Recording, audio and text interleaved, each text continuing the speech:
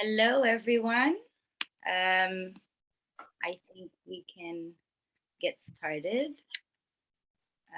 Welcome to our first textile and fashion sector spotlight. Should I start, or do we have a lot more people coming in? We can start. Good evening. So, thank you so much all for joining, and very welcome. Um, Please write in the chat if you want to, your name and your organization and your title, and where you're joining us from.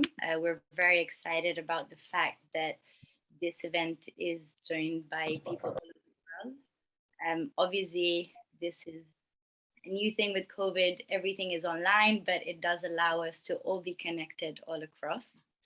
So I will also write here.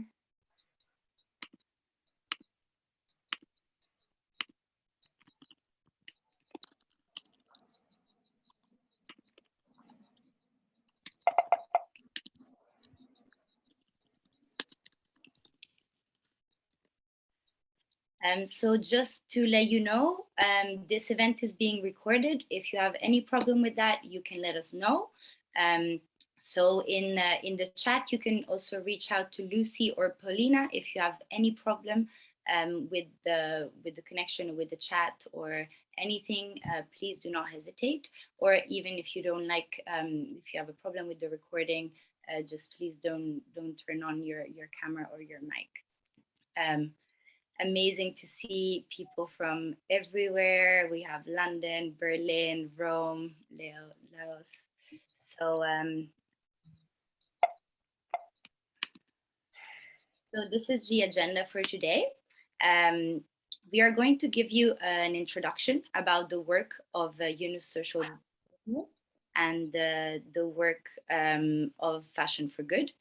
Then we will share with you the results of the survey that we have done with some incredible social enterprises all around the world. And then we have here with us some social entrepreneurs sharing their direct experience. We will be explaining all the challenges and success factors, and together with also a special partner of one of these social enterprises, IKEA, they will also explain what is the secret to a successful partnership. Please write all your questions in the chat. At the end, there will also be a Q&A session. If you want, you can also ask your questions by voice, but please keep that for the end. So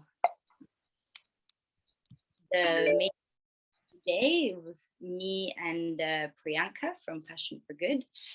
So we are the hosts, and we're very, very happy to have you with us. So this is the first sector spotlight event that we have organized with Yunus Social Business. And we're doing it on the fashion industry. This is pretty obvious to me working in the sector, but as you know, the fashion industry has a huge impact on climate. The impact is estimated to be between 4% and 10%, which is extremely high. Consumption keeps being on the rise.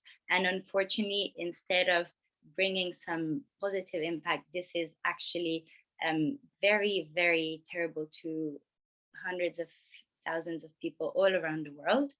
The industry is based on extremely fast turnovers.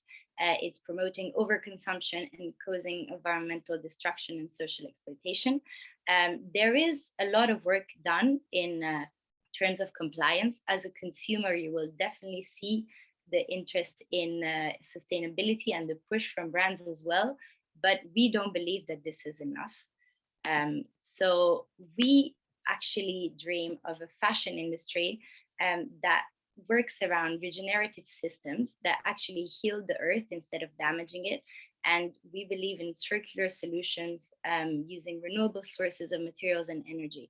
But on the social side, we also think that the fashion industry could actually be a key to improving the lives of the millions of people that work in it. These opportunities should be given to those that have overcome disadvantaged situation.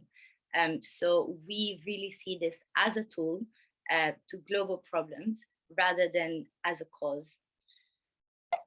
So I will let Lucy from Unisocial Business give us an introduction on the concept of social procurement. So how can fashion and how can companies source from social businesses and really bring change?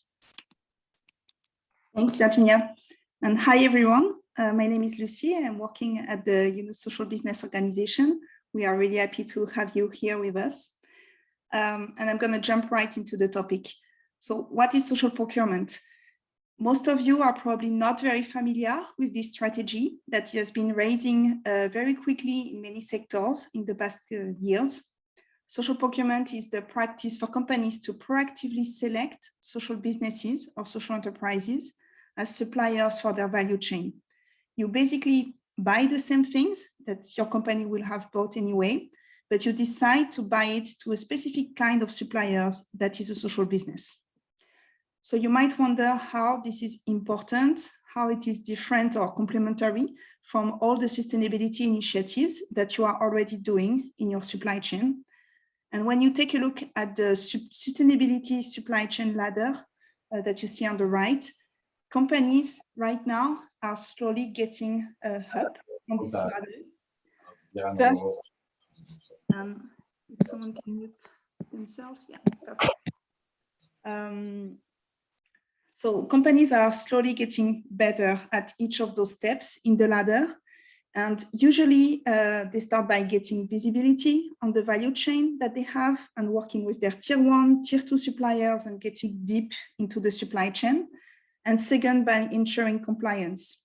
Both step 1 and 2 already require a huge amount of work that you probably know. And therefore, managers can sometimes feel stuck into this compliance trap on the step 1 and 2 of ensuring that you're not doing any harm, but actually don't know how to do good, especially on the social aspect. Through social procurement, you have the possibility to leapfrog the ladder because the companies that you will buy from are by definition focused on fixing a social problem and contributing to a better society. So you will actually drive positive impact directly through your contracts. And what is a social business or a social enterprise for those who are not familiar with this topic? I know that there are many social entrepreneurs here with us today, so obviously please allow that I'm going to give just a quick definition for the ones who are not familiar with it. A social enterprise is a type of organization that operates just like a business. So this is not a charity, but the particularity is that the objective of the organization is to address a social or environmental issue and deliver a solution to it through its model. So financial profitability is a tool towards a social goal and not the end in itself, which makes a huge difference compared to traditional business. The concept of social business has been created by our co-founder, the Nobel Peace Prize, Professor Mohamed Yunus, decades ago. And since then, there are now thousands of social enterprises around the world. Some countries already have a legal status in place to acknowledge them. And this is not anecdotal. For instance, just giving one example, in the UK, it represents around 5% of the GDP of the country. So it's really something that is booming. And over the past decade, what we have seen is that the sector has matured. Social enterprises are getting bigger. They offer various products or services to the consumers and companies with a high level of professionalism. And if you move to the next slide.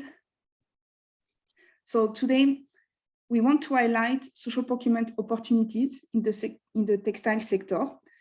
First thing to say is that you can find great social enterprises related to your core product, either for commodities or already finished product that can be co-designed with the companies, such as cushion, belts, purses, t-shirts, so many things.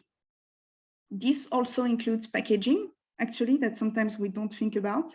And many brands have already started working with such social enterprises with great success in this part on the left, related to your core product. But something we want to emphasize to the corporate managers that are with us today is that you don't have to also to involve your core product if you don't want to. It is possible to hire social enterprises for the services in your value chain on logistic, on distribution, or even product end of life. And one category that we often don't think about when we design the company's sustainability strategy is the indirect spend. There are actually amazing opportunities to work with social enterprises for your IT services, for your marketing, your office management, your events, or even your office supplies, your uniform, the coffee for the office, or of course, corporate gifts. So you can really integrate social enterprises pretty much everywhere. And the last thing that I would like to say is that no matter if it's related to your core value chain or your indirect spend, social procurement is catalytic only if you have the mindset of a long-term partnership. This is something that is quite important to say today.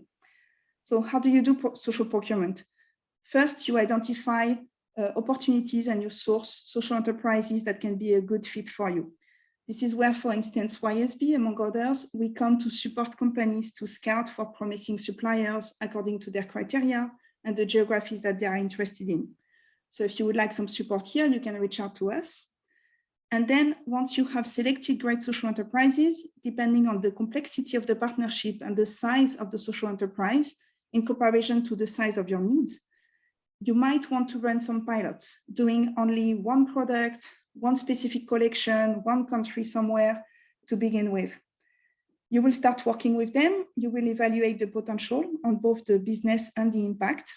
But the end goal is really to ramp up together and create a collaborative long-term partnership where the social enterprise is not just a nice pilot, but actually part of your operation and your value chain. And we say collaborative because it's beyond just a supplier-buyer relationship. If you are interested in these social enterprises, it's because of their impact, because that creates powerful stories for brand differentiation, for employee motivation and talent attraction, or even for your product marketing strategy. So there are many benefits of doing this, which also means that you can't put this social impact and these benefits aside when talking business and negotiating the contract. The companies who lead this topic and have successful partnership ensure that impact is embedded into the business relationship. And both of them, business and impact, go together, which is actually quite the beautiful thing about social procurement. And we have great stories about that. Actually, some of our panelists today will speak about this in a much better way than myself. So I'm probably just going to stop here. Thank you so much, Lucy. That was a very clear explanation of the concept of social procurement. And I would like to underline, if you came in later or if it's not so clear to you, really do reach out to us, because this is something that we would love to see being expanded. And now I would like to pass the mic to Priyanka from Fashion for Good to show how they are working to support this concept and what they are doing. So Priyanka, please. Thank you, Virginia. And hi, everyone. I'm Priyanka. I head the Asia region for Fashion for Good, and very excited to be here talking to all of you. So next slide, please. So Fashion for Good, what you see here is our building. It's actually an innovation platform that came up about 5 years back by quite a few organizations who thought there was a need for collaboration in the industry. So on one end, there was a need to collaborate, and the other end, there were all of these newer technologies and innovations that were happening. And somewhere an organization was required to marry the two. So Fashion for Good was born to actually build a system wherein new innovations have an opportunity to work with the industry, both the leading manufacturers as well as the brands, and help scale within there, with the net result of creating positive change or decarbonization of the industry. And talking through the context of social procurement, a lot of our work is measured in a 5 goods framework, which sort of measures good energy, lives, work, material, and water. You can say that, that's fine, sorry. I'm just going a little off script. And I think of the 5 pillars that we consider our work gets measured across, the social side of it, the good work and good lives, almost takes 2/5 of our entire framework. So it's really about social and environmental impact going hand in hand to create more circularity in the textile industry. So our approach is quite simple. It's looking at scaling innovations in the textile industry. And to do that, we scout and screen innovations across the fashion industry and sometimes some, let's say, cross-functional areas also, like packaging. We have a database of upwards of 2,700 innovations that we've looked at in the fashion industries. We validate, that is, we bring through various tests and pilots, we see which of the technologies are ready to scale up. And then the primary focus of the industry, or let's say of the organization and the goal, is ready to bring them towards scale and adoption with the wider industry, hence reducing the overall impact of the industry. So we are supported by, which you'll see on the next slide, by a group of partners. We have about 24 industry partners at the moment. I think it's 20 brands and 4 manufacturers. It's a small group of really pioneering players who are willing to put in time and resources to work with innovations and scale them in their supply chains. So in the next slide, and anyone who needs further details can reach out separately, but I'm going to quickly walk through an overview of Fashion for Good. So what we've managed to do in the last 5 years, working with the 24 industry partners, we've supported 155 innovations. And these innovations go from, usually have impact on each of these 5 goods, which means social as well as environmental impact. We've piloted, I think, over almost 150 now, and we have now taken about 48 of them towards implementation, which you'll see on the next slide. So about 130 plus implementation cases. So what you see here is around 46 of our technologies who are now implementing with some of the other partners or have multiple implementation cases. So it's taken us 5 years, and the technologies as well, to go from coming up with the technology to testing in the industry and moving more towards implementation. So implementation, as Lucy mentioned earlier, is kind of the final goal always. The next few minutes, like this is a little bit about Fashion for Good. I wanted to pick up on this topic particularly, which is social procurement, and quickly give an overview of how we work and maybe an example of one of the projects that we're working on currently. So our lens of solving these industry problems is through pilots and projects, which are route to implementation for us. So we do a lot of projects on different types of industry problems with an innovator lens. So whether it's looking at, can agricultural waste be made into fibers and become another revenue stream for farmers? Could textile waste be brought back into the fiber system, and what impact would that be on the industry, the environment, and social side? So like this, I think we have about 13 or 14 active projects. One of the ones that I wanted to discuss today, which I think is quite aligned to the topic of today, is Sorting for Circularity India. The Sorting for Circularity is a project umbrella where we're looking to solve the textile waste challenge, both factory waste, that is pre-consumer, as well as post-consumer, which you and I potentially, our clothing ends up in landfills or oceans. So the purpose, or what we are trying to achieve here, is to really organize the textile waste market, particularly in India in this case, in a manner that all of this textile waste becomes traceable and becomes a feedstock to recycling technologies. And in the end, we end up creating a more inclusive circular textile value chain. So what this really means, and what the diagram you see here is really, the icons may say, going from the waste when it's collected all the way back to the user. So really that's closing the loop is what we're trying to achieve. And in an ideal format, what we're looking at is manufacturing countries like India could be the circular sourcing regions of the future, which means looking at the same countries that where most of the manufacturing happens, how do we create circularity within them? The textile waste is generated at pre-consumer, the factory side. There's waste that's imported from Europe, from US. There is waste that's domestically generated by the users. Could they be recycled to such high quality and become the feedstocks for the new generation materials, reducing the stress on some of the virgin materials like cotton? And in that process, There's a huge supply chain of waste workers who collect as well as manage and sort, segregate, and bring it all the way up to recycling, and vice versa, provide this waste back to manufacturers. So a big part of this is to understand what will the impact of circularity be on them, and what kind of livelihood changes would come through this project on their lives. So it's social procurement, as you say, or bringing the circularity in the sourcing regions for us is to get to that circularity. We need to make sure that the lives are enriched in the process while traceability is created and newer materials can move into the industry, thereby reducing the whole environmental impact. I'll pause here since I'm a little out of time and pass it back to Virginia, but very happy to answer any questions on chat or later in the presentation as well. Thank you so much, Priyanka. And yeah, this is a very good example of what we really believe in, of how social impact and environmental impact come really hand in hand.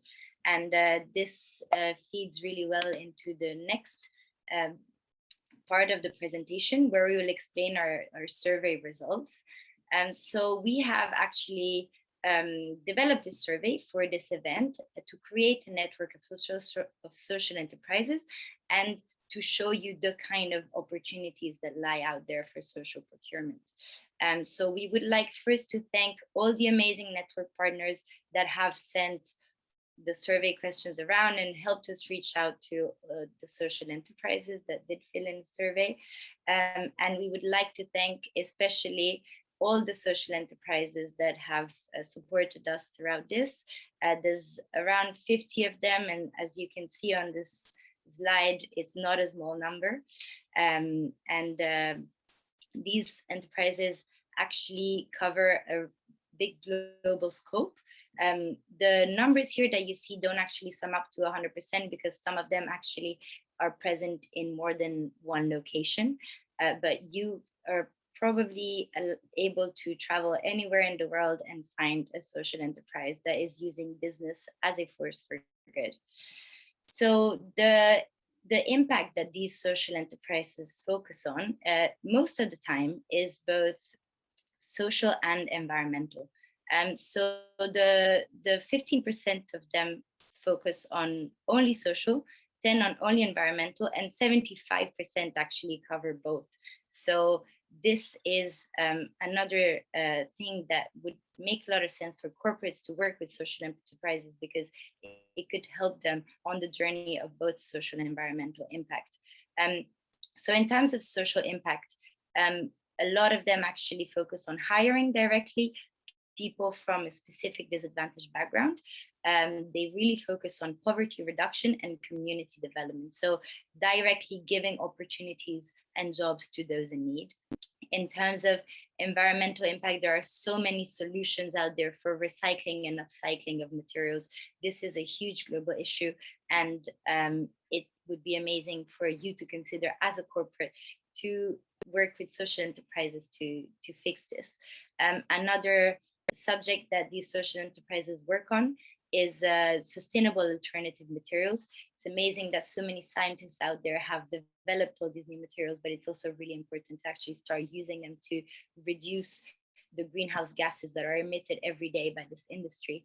And a lot of these organizations try to promote localized production and consumption. This can reduce by a lot all the transport that we use for the fashion industry that could be avoided, as there are social enterprises all over the world and they could provide to those who are around them. So the products or services that these social enterprises offer, most of them that we spoke to actually work on finished products. So this can be clothes, bags, homeware.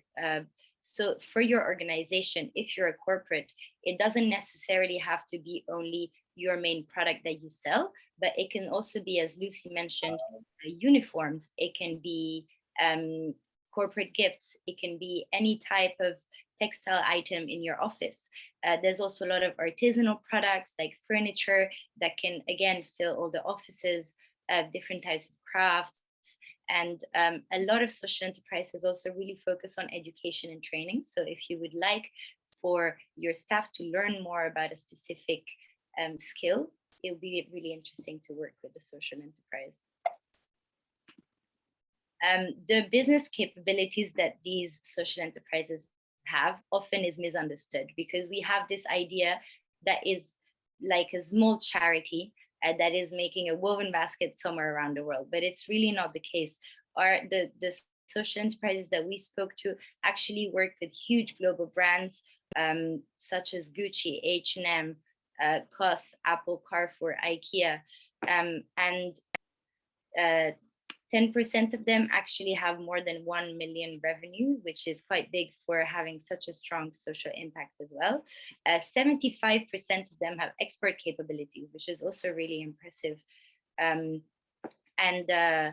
33% have a revenue between 100K and 1 million, and 50% below 100 million. So of the 25% that are not currently having export capabilities, 10% are currently developing them. So this number could get up to 85% very soon. So we've asked these social enterprises, what are the challenges? Like how could your business thrive even more? And the main three challenges, as they have said with their own words, is the access to the right contact in purchasing teams of large brands. So this is also one of the reasons why we created this event, because we feel like there needs to be more communication, more opportunities for these businesses to be discovered. Another one is the lack of funding. And this is why Social Business and Fashion for Good, but also a lot of other impact funds exist. But again, more communication and more awareness around this topic is really necessary to drive impact. And another main issue that our partners will talk about today, I'm sure, is the lack of long-term visibility. Unfortunately, a lot of corporates see these social enterprises as an opportunity for marketing, and they do one specific small collection with them, and then they don't really care if these social enterprises have trained people especially for this, or have invested in some specific machinery or materials. So it's really important for them to be treated like normal suppliers and have contracts that last in the long term. And the opportunities for growth that they have shown us is really, they want to find more clients. They're very happy to keep working, getting larger orders, and developing products together. There is so many amazing skilled designers that are in these social enterprises, so many artisans and crafts experts that would be very happy to collaborate on specific products or services as well, because as Lucy mentioned, there's beyond only products, there's so many organizations that offer recycling or marketing or IT services. So I think this leads very well into our panel of social entrepreneurs. So I would like to please introduce you Mary, who is going to represent Sustify. That is this amazing software for teaching people in factories different skills around health and safety, but a lot more, and I will let her explain it directly. Andrea from Cartiera, who has a social enterprise actually in Italy, where they give opportunities to asylum seekers and refugees and work with leather goods. And Sumita, who is the founder and managing director of Rang Sutra, and will explain her amazing journey of supporting more than 2,000 artisans around India. So please, Mary, I will let you start. If you can explain a little bit about you and your business and the impact that it has. Yes, sure. Hi, everyone. I don't know if you can see me already, because I only see Virginia and Priyanka, but yeah, I'm sure you can hear me at least. Yeah, hi, everyone from my side, and thanks so much for having me. As Virginia already said, I'm standing in for Sustify today, because their team is speaking at a different event at this exact moment. My name is Marie Nientit. I'm a consultant at Learning, Human Rights and Responsible Business. We are an international management consultancy specialized on the topic of business and human rights due diligence in specific. And we've been working with Sastify very closely this past year. So I hope I can still give you some interesting insights, even though I'm not an actual member of Sastify. So Sastify was founded in 2018. And you already heard in Virginia's introduction that Sastify is an e-learning software which offers gamified micro-learning training for supply chain workers on different workers' rights related topics such as health and safety, fire safety, and since recently also on the topic of human rights and grievances. And in general, Sastify can be classified as a solution that is located under the umbrella of supply chain management. But the interesting part is that instead of taking a traditional supply chain management approach, which is based a lot of controlling and auditing suppliers, Sastify takes a capacity building approach. So the idea is in order to ensure social compliance in the supply chain and also ensure that social standards are adhered to in the factories on a daily basis, workers need to understand the rules and the standards on the one hand, and also their rights on the other hand. So we at Learning, together with Sastify, we are currently developing a course on human rights and grievances, which can be used to train people throughout the supply chain, but also for training a company's own production workers, obviously, on human rights. And the course covers topics such as discrimination, working conditions, freedom of association, and so on.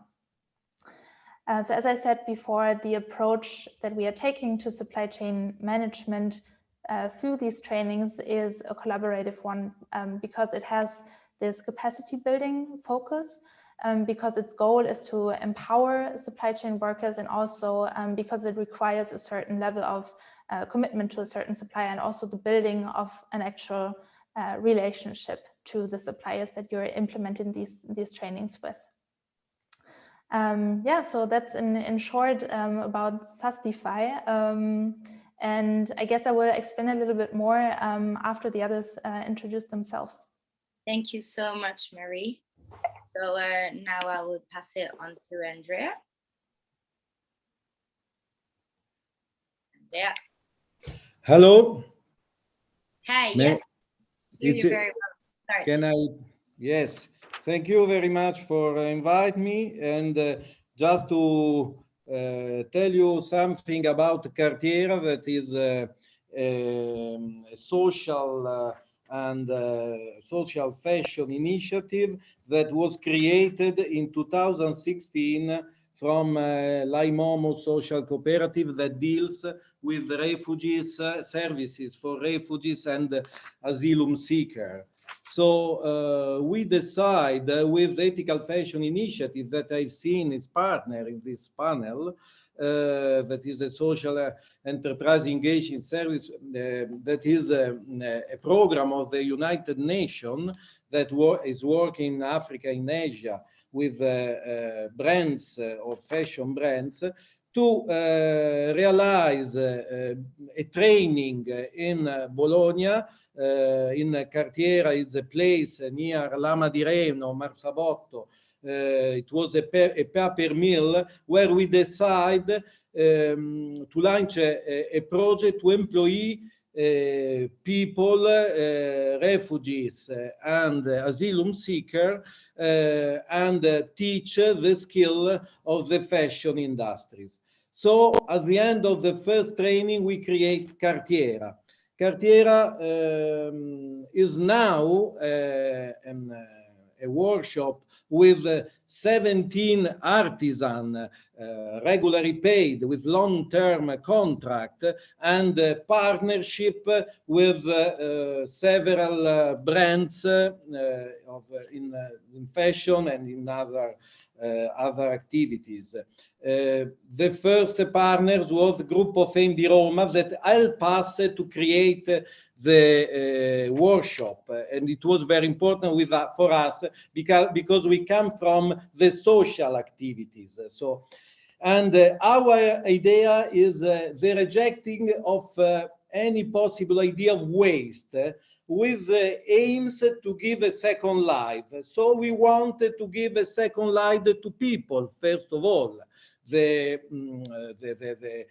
The people who are here are coming, are 17 artisans nowadays that are from different countries in Africa, Guinea, Mali, Burkina Faso, Nigeria, and other places, and Asia, Bangladesh, Pakistan, and so on. So we wanted to integrate in the society, in the communities, with a long partnership with the brands. This is the main purpose of our activities. And for that, we need to keep a project, a long-term project. We don't want we wanted to create a long partnership.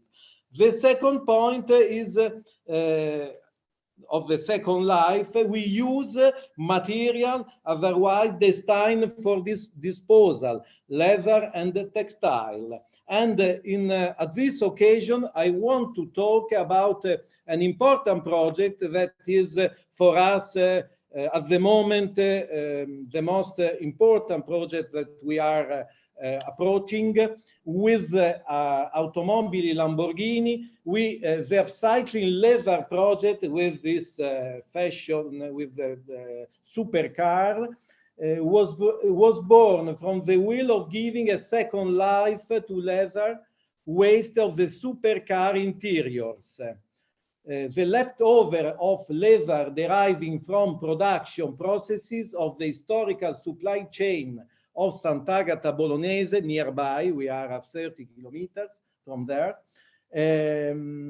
unsuitable for the interior supercar for small imperfection or dimension, have been transformed by artisans of Cartier into new items and accessories. So if certain leather pieces, due to the high quality standard required, are unsuitable for the interior upholstery of supercar, Cartier project has allowed to give them a new life by regenerating them with a special natural dynamic technique. The objects made are bought back by Automobili Lamborghini and then sold in their e-commerce or given as a gift to the client. So this idea of to everything as a second life, also for the place. We are in a old paper mill, was a factory that now with a plan that is a PNR, we are with municipality of Marsabotto and Bologna, we are trying to create a circular economy laboratory for to realize the principle of the to the shift from the linear economy to the circular economy. So we will work in the next year to regenerate this place, and now we have the funds to do it. The last things of our idea of refusing any possible idea of waste is also to for the activities that are regenerated. We need artisan, and so we teach skill here in of the artisan of the leather that is very important for the made in Italy. So this is our main activities. Thank you so much, Andrea. We absolutely love your story, and I think everyone here was very, very happy to learn more about Cartier and the amazing social and environmental impact that you have. Of course, I would like to answer to the question because it's a huge and very complicated activity. So it's we will it will be very nice to have to share some views, and thank you for all the partners. We will now let Sumita from Rang Sutra also do her introduction, and then we can go on to the final question where you can discuss this further. So there will be many more opportunities for you to go into more details. So yeah, the stage is now to Rang Sutra. Hello, everyone. I'm Shumita from India. I speak to you from India. And I am the founder of Rang Sutra, which was started in 2006. Rang Sutra is a community-owned social enterprise. It's owned by 2,000 rural artisans, most of whom are women. And they are co-owners in the company. They have a say on our board and are involved in all aspects of our production, of our work. And at Rang Sutra, we work right through the value chain, right from co-creating and co-designing products, new products with our buyers, to procuring raw material, distributing them across the country to our various producer groups, monitoring quality, production, timely deliveries, right up to the market. And including stitching and finishing of all the handcrafted products. So the crafts we work with are hand embroidery, and 80% of our artisans are women who practice beautiful hand embroidery. Then we also have a lot of handloom weavers, and we make our own fabric using cotton, silk, and wool, all locally sourced. And of course, then finally, they are made into garments and into home furnishing, which we sell both within India and across the world. Because our artisans are so spread out, we have got them into village centers where they come and then they learn and then they work to make the products, so that they are not isolated in their homes, and are able to learn from each other and also able to ensure good quality work. So the impact of our work actually has been quite large.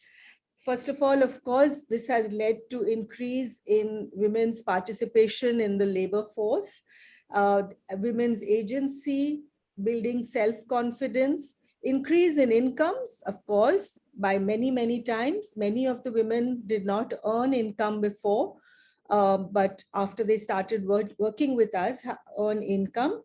Many of the artisans have also moved on because of training to become designers, to become craft managers, quality control people, and really upped their skills. As I said, some of them are also on our board, and of course they are owners in our company. So whenever we make profits, bonuses and dividends are shared with all the artisans we work with.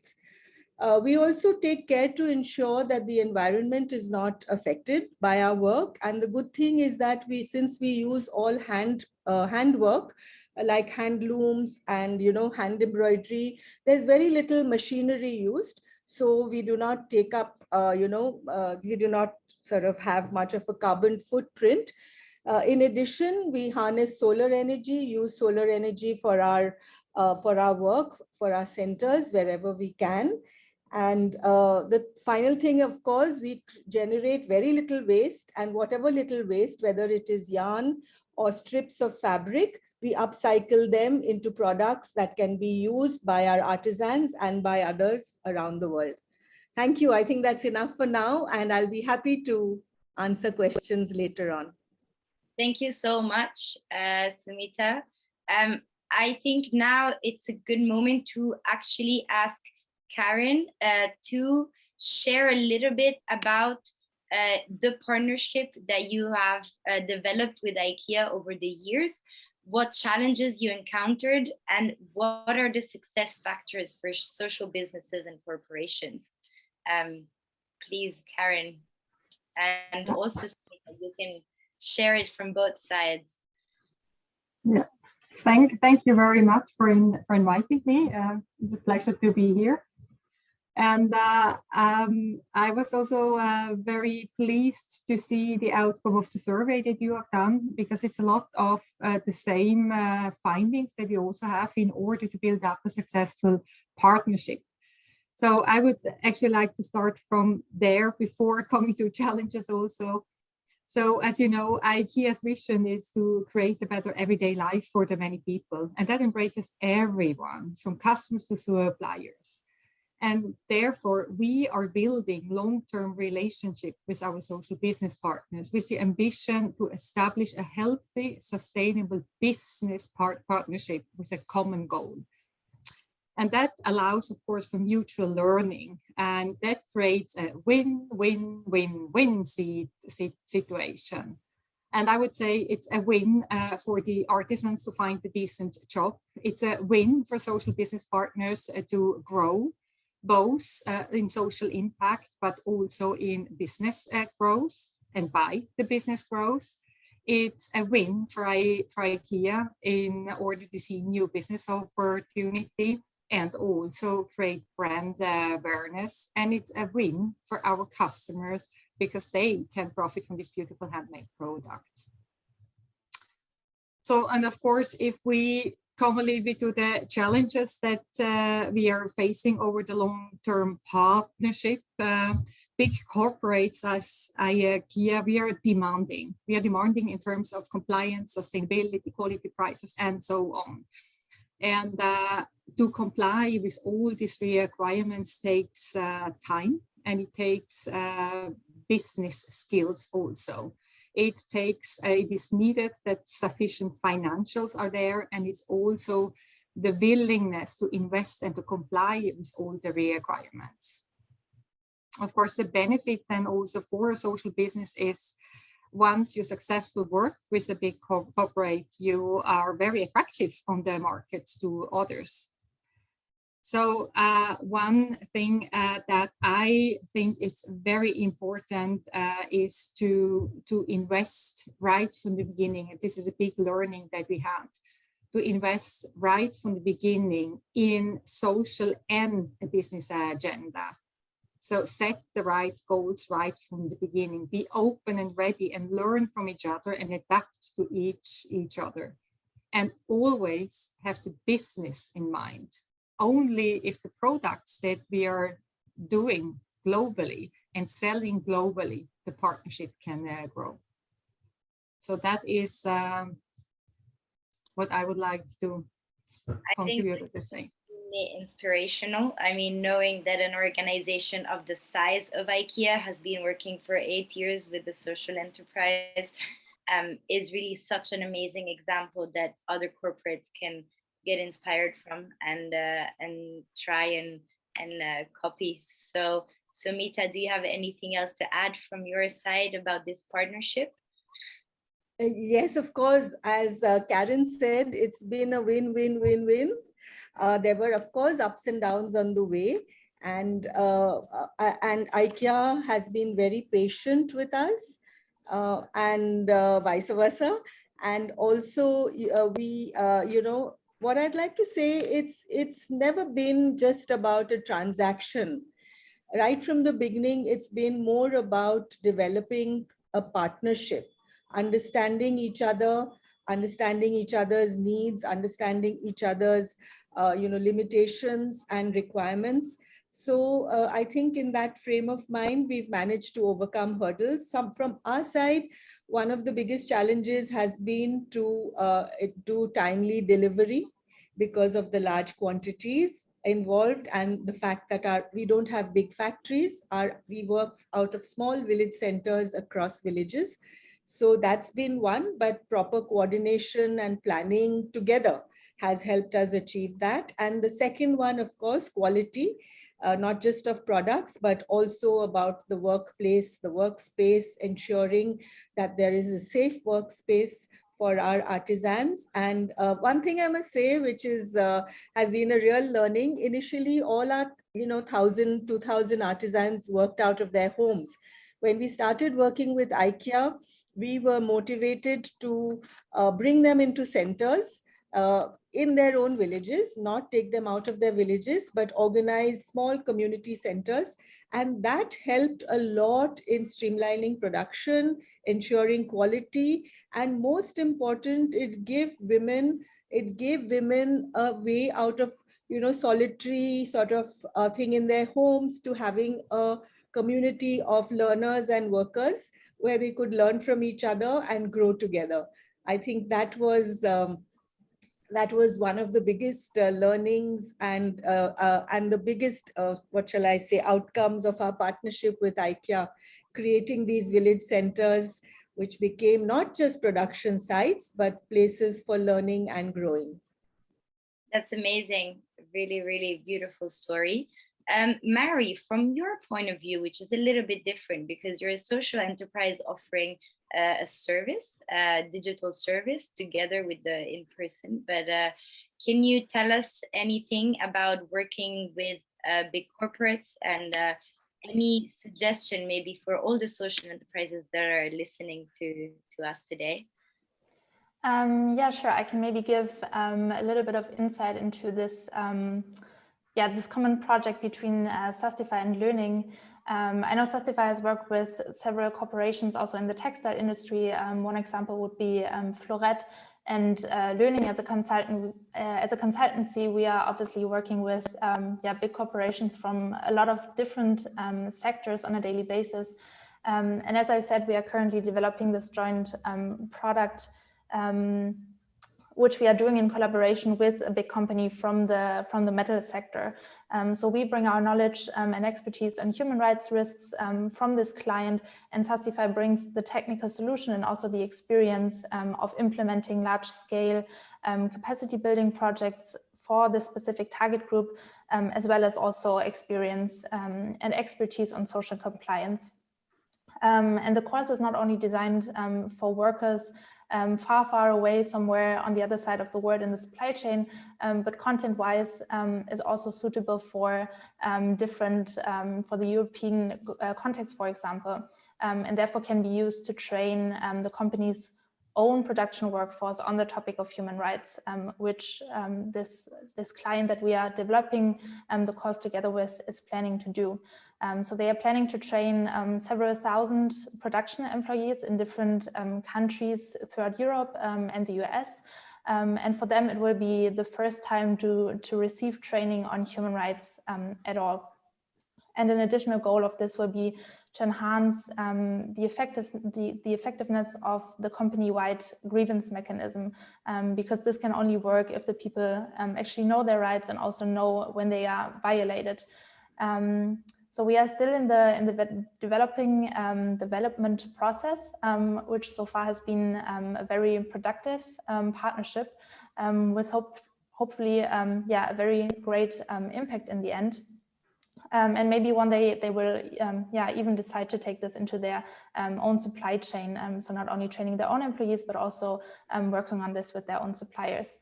And in terms of advice for social businesses, I think from my experiences at Learning, which, as you said, we're not a social business in the narrower sense, but something that we profit from a lot is also building cooperations with other businesses that offer innovative solutions for topics like supplier management, responsible procurement, and so on. Because we feel that corporations are sometimes overwhelmed by, first of all, what is demanded from them, and on the other hand, this growing amount of innovative solutions out there.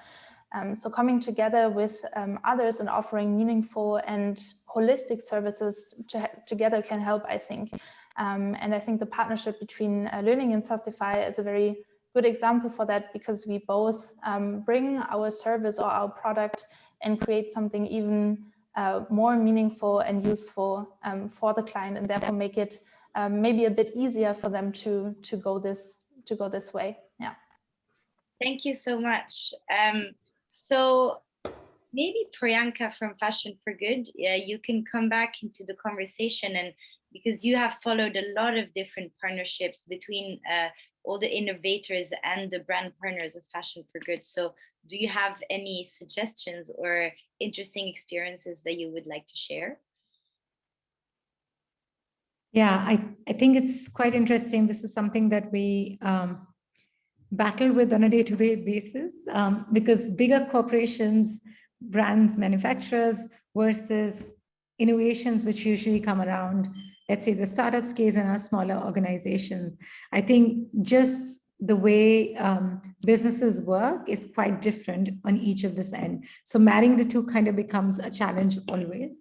I think the key things that we've noticed that work, I mean, I could talk about the challenges for forever, but I think the key things that works is communication and sort of establishing the baseline together. We've noticed this a lot. The successful partnerships are usually the ones that are co-creating rather than the brand telling the innovator what to do or social organizations what they want. It's more co-creation. I think that has been definitely the most successful aspect of it. I think somewhere there is a bit of training requirement on both sides, since smaller organizations don't necessarily realize how much time and how many layers exist in bigger brands. So it can sometimes seem like it takes about 6 months to actually get through something, but that is the process challenges. But on the other side, teams like innovation teams or dealing directly with sustainability teams helps, because they can then plug you in into the various departments and speed up this process on each side.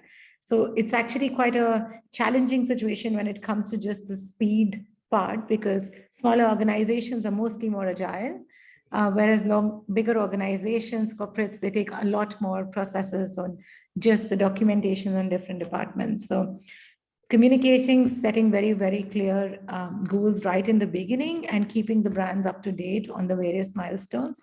I think those are some of the few tips that I would say have really worked that we've seen in the past. Thank you so much. Definitely a lot of teams are coming back, patience, collaboration, long-term partnership, not expecting results straight up, and mutual understanding. So it's great that across all these different sectors that you're all working with, there's all the same suggestions come. So Andrea, do you have any challenges you would like to share about, or any success factors for other social businesses and corporates that would like to work together? Sorry, I didn't understand the question. Do you have any, it's the one on the screen, so do you have any challenges that you would like to talk about that you've had with your clients? Or we have many challenges. It's a terrible challenge. It's one of the most difficult enterprise you can have. But of course, you see, we were born in 2017. I know here is IKEA. IKEA was our partner and helped us to create the workshop. We had a meeting with IKEA in 2019. We hosted the CEO of Italy here in Cartiera. But what I want to say, it's a social enterprise has an enterprise like the other, so needs to be in order with the account, and at the end is not so different. And we started in 1918. In 2020, started with COVID. So when we started to have a relationship with some brands, and we started to work with them. 2 years of COVID, very complicated. So the most important thing is to define a long-term partnership with clear goals and a clear, measurable social impact. What is the social impact? You have to know very well what is what you are producing. We are not working with the product. Of course, we make product, but we make product for social impact.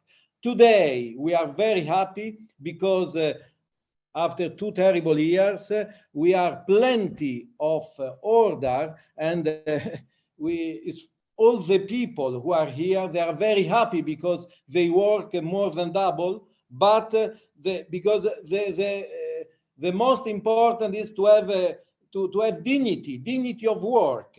So only if you have a regular job, you can have dignity. Otherwise, you don't have. So this partnership has to be clear with the partner, and of course has to be sustainable in the long term, with a clear measurement of what you are doing, with the checking, with the transparency, everything.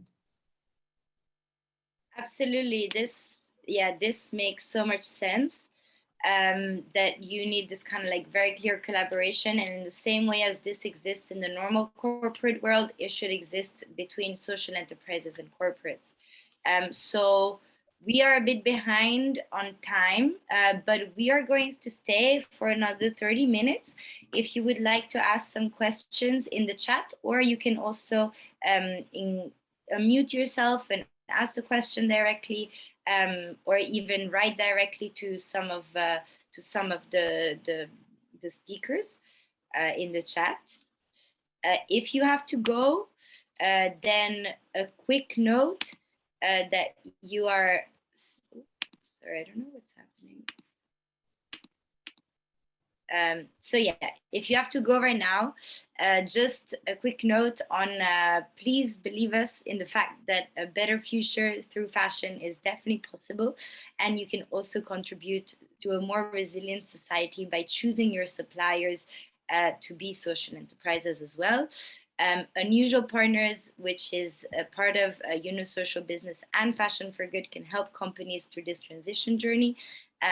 We will actually publish a paper very soon with all the outcomes of our survey and all the opportunities that you have of working with social enterprises in this industry. So please do not hesitate to contact us. To all the attendees, we will also share the paper, so you will automatically receive it. And if you have time, please stay for further Q&A. So I'll go back here.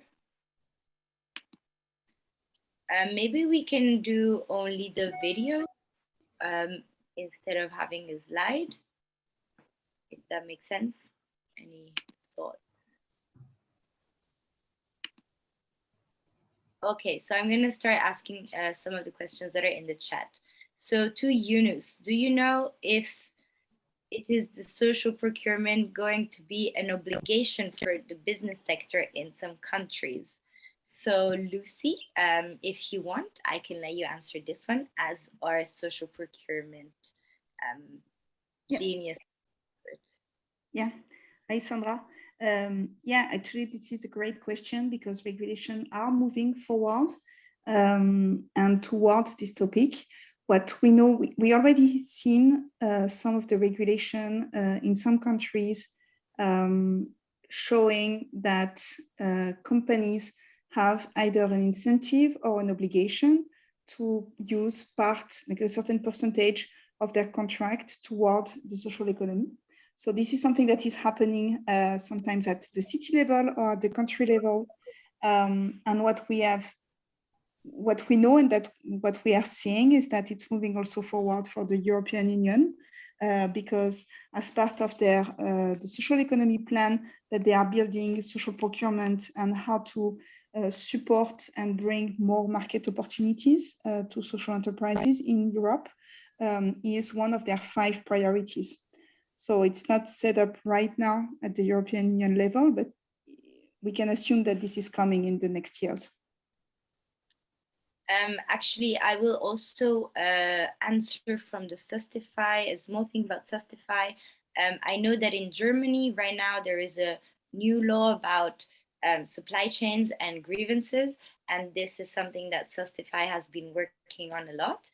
So this is another example of legislation pushing a lot of businesses to work with social businesses. It's not really like a compliance thing. You have to work with social business, but having to work on grievances and human rights, then a lot of companies are starting to work with Sustify as a result of this law. So we had another question on for IKEA that maybe Karen, you want to discuss a little bit more about the requirements working with IKEA, and if social enterprises, how do they know if they are ready for that or not? And so you mentioned iWay in the chat. Do you want to tell us a little bit more about it? Mhm. I can do so. So basically, in each area, there are the purchasing offices, and someone has put in the link there on where you can actually find all the information, how to apply at the offices to become an IKEA supplier, and all the requirements are there.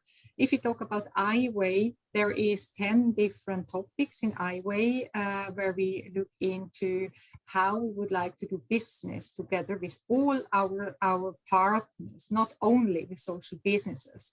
But it's actually a great thing that also social businesses need to apply to that. There we look into aspects of sustainability. There we look into, of course, of human rights. There we look into animal welfare and so on. There is different chapters in iWay, and there we look up on a regular base that there are iWay auditors which visit our suppliers on a regular base and together look into whether all the different chapters are compliant. And if not, what action plan together we can have in order to develop the business further. So it is not kind of a checklist, as you would say, it is basically the requirements that IKEA has in terms of create a positive impact for people and the planet, and to be legally compliant in all areas that we are active. And we do these audits together, and we do develop the supplier together according to the requirements. Thank you so much. Definitely, I have actually experience working with this kind of standard from a social enterprise in Vietnam, and I can confirm that it's actually very well laid out and very comprehensive. So for corporates as well, I would recommend to have this kind of very clear set of information and requirement for your organization that you can then share with all your suppliers and potential social enterprises. So we have some questions. So from Mr. I'm so sorry, I don't know if I'm saying your name right. No, yeah. Ursel Ord, please correct me if I'm wrong. Anyways, first question is for Andrea. There's a big sharing of love for the project of Cartiera. What are the risks and challenges? So, Andrea, if you can share a little bit more about the risks that you have taken. It's very easy. The risk is that now we have been made a long-term contract with people, disadvantaged people we include in our organization, and we don't know in October if we will have still new order. So these are the risks. We need long-term partnership. Otherwise, it's not social activities. It's just a creation of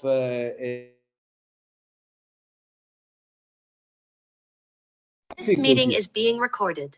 We need to grow, and because our main objective, main goals is to give opportunity to people. So we were 6 people, now we are 17 in 2-3 months. Women, men, and so on. And we have to enlarge the project and so the partnership with, because we decide to work business to business and not to create our own production, because it's too difficult and you need a huge investment, and it's not really our, it's too complex. You need before to grow up. And so today we are plenty of partners with who we start a collaboration. Step by step. We need often 2-3 years. for a real collaboration, because it's very difficult. And I understand, because the brands are afraid to be partnering of a social cooperative who can have a problem with refugees, is a political issue. It's very complicated.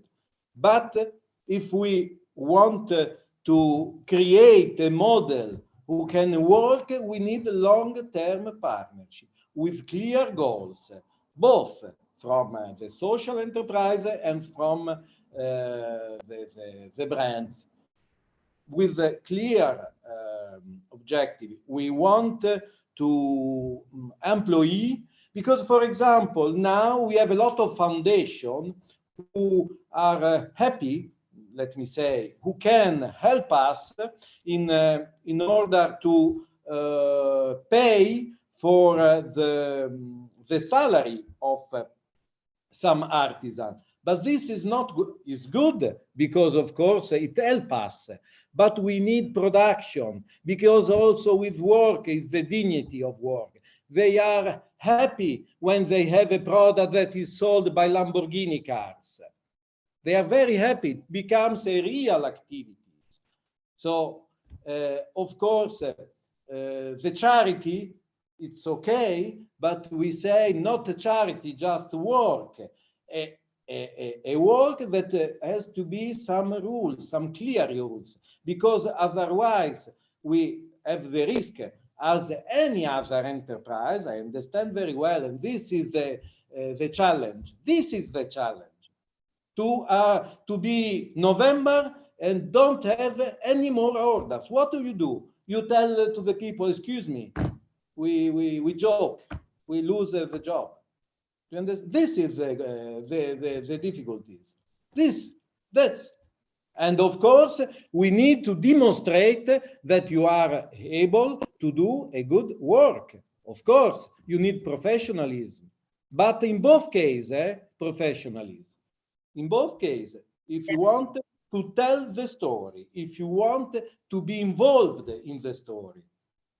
Yes, definitely. That is something that unfortunately in the fashion industry, there's a lot of greenwashing, taking one tiny little collaboration, not just a lot of greenwashing materials, and it's only done once for a tiny percentage, but it's marketed in an unbalanced way. So yeah, thank you for also highlighting this. I think we all agree that this is not the way it should be. If you want to market something a lot, you should actually do it a lot. So yeah. Before I actually ask a question that was directed towards Sumita, Lucy, do you want to share anything about your experience? You've worked with a lot of social businesses from YSB, and you've developed this amazing social procurement manual suggesting corporates how to work with social businesses. So just a note, if you want to share with us this issue about breaks in between contracts, how can we overcome this? Because when someone starts a new partnership, they don't want to commit for a long-term, order. So what's your suggestion? Yeah, thanks. So for the audience here, social business, last year we have researched this topic of social procurement, and we have interviewed more than 40 practitioners, so either social entrepreneurs or corporate managers that are working together and doing social procurement to understand the challenges and the opportunities on how to make a successful partnership. And I was sharing in the chat that this topic on sustainability and continuity for the social entrepreneurs is one of the most common and quoted challenge that social entrepreneurs can face, because in between contracts, you will still have to pay for all the people that you employ, definitely. And most of the time, the size of the social enterprises and the variety in their client portfolio doesn't allow them to cover for those kind of breaks. Something that we are trying to bring awareness and empathy on the company side is also that social entrepreneurs because of the social aspect of it and because of this particularity that they are working towards social impact instead of financial sustainability, they often don't have access to the same financing opportunities and funding that most of the suppliers that companies are working with are used to. And therefore, there is a specific challenge for them to cover for those breaks. That being said, obviously, many companies usually like to start with a pilot, but the idea is really to move quickly from a pilot into a long-term partnership, even if it's with low volume at the beginning, and slowly increase it, but trying to avoid short-term contracts where the social enterprise doesn't have visibility on the long term and therefore doesn't have the capacity to invest properly into their operations. So it's more about how do you create long-term visibility and slowly increasing volumes than doing like contract per contract like that. This is kind of a different approach, and that's something that I was mentioning at the beginning on how it's not just a buyer-supplier relationship, but it's really a partnership that you're building when doing social procurement. Thank you so much. I think that's really interesting because also what Sumita was saying was that sometimes the volume is a little bit difficult to achieve. So rather than having a one-time huge order, having like a smaller amount but spread over a longer period of time, that then the corporate can also sell all at once if they prefer, but allowing the social enterprise to manage this variation would be very important. So there was a question for Sumita about, can Rank Sutra provide custom designs to support sustainable fashion and design projects of upcoming designers and Kickstarter brands in the fashion industry? So are you open to work with smaller businesses, with designers? Is this the kind of capacity you have right now? Yes, of course. We'll be happy to work with upcoming designers and upcoming brands. Very happy to do that. I've shared my email on the chat, so you're most welcome to contact me. Great. And maybe we can ask Andrea as well from Cartiera. At the moment, are you also working with the smaller designers, upcoming brands that focus on sustainability? Yes, normally when we work with brands, we work with the design of the brands, but we have collaboration with some school like YAD, that is the school of designer, YED, both. And I would like, if you want, just to give you a very quick 20-second look at the workshop that we are now closing. We are 5:30 and we are closing, but just to give you an idea, this is some items. No, I don't know. It's a very special opportunity that we all have to see. Okay, we are here with the production that you can. Okay. These are some Virginia that is, and the Bamba, Modu, Lamine, Bassirou, Soidul that are working here. We are working here for another brands, Italian brands named Tadini, and this is Yaya, this is Seku, and this is our master from Faenza. It's 40 years old activities, Francesco. Old. He's very old, like me. She is Sakina. Ecco. And then we have upstairs, in another part of upstairs, we have the showroom with ethical fashion initiative, with product from Asia and Africa. If you want, I can show you, but I don't want to take 2 times. No, but I think this was really amazing to see. Allora, I will show you. I will show you. Shop. I will show you. Let me see. We are in a special place, you know, in the mountains of Marsabotto, Monte Sole. You can see, beautiful place with the garden. And this is the old cartiera, the old paper mill that it will be reconstructed we hope in 4 years, Ciao Mar. And if we go upstairs, we will see the showroom of ethical fashion with the product from Asia and Africa. I don't know, it's not very clear. So ethical fashion participants that are still here, feel and free. This is our kitchen made from IKEA. Yeah, I wanted to mention the Ethical Fashion Initiative actually helped us share the survey with all the amazing social enterprises that they work with all across Africa. So we have in the chat as well someone from Burkina Faso, but I know that a lot more have also helped us collect the data, the very valuable data. So they are also a great network to contact and to work with if you are interested. Exactly. Yes. And We have all the textile from Burkina Faso, from Cabes. I've seen that one from them was in the chat. Yes, we have someone who recognized. This is the place for Asia with the product, with the textile, and so on. Thank you so much, Andrea. Just to have a quick look. So yeah, we have come to the end of the event. I would just like to conclude that that we are very hopeful for a better future in the fashion industry, and we please, if you have no idea where to start from but you want to work with social enterprises, you can reach out to Unisocial Business or to Fashion for Good, and please watch out for the research paper that we will publish.